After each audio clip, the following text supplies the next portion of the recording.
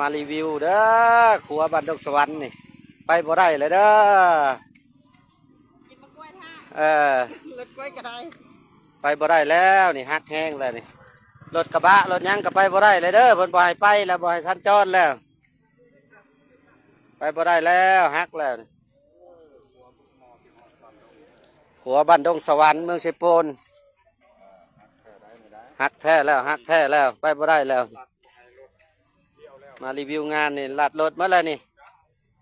ไปบ่ได้เลยรถกระบะก็ให้เมื่อคืนมัด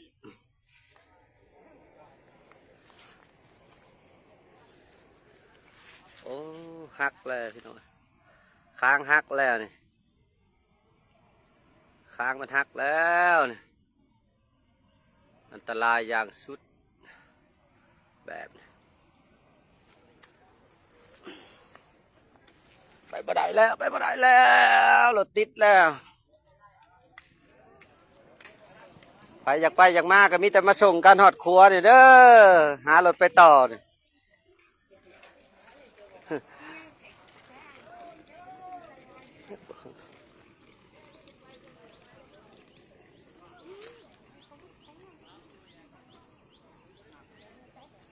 ข้างนี้บ่ปานใดข้างนี้กำลังกง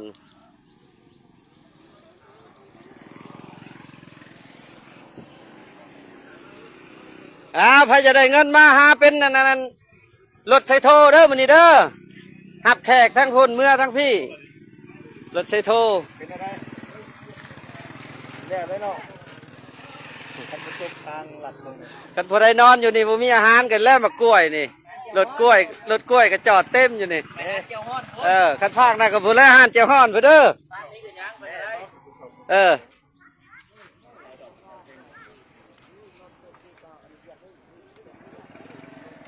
ไปหิวกับรถกล้วยก็จอดอยู่นี่ชุกกับคอน้ำเพิ่นกินจากวีจากใด แก่คัดโอ้นี่อันนี้บ่แม่นยังได้ในพวกนี้มาลงเฟซลงไลน์ชื่อแบบนี้นี่ถามหัวหน้ามือได้ผิดมือได้ผิดความได้ประมาณ2 เดือนประมาณ2 เดือนป้าตัว2 เดือนไปแล้วจังขามอันไม่บอกรถติดเด้อ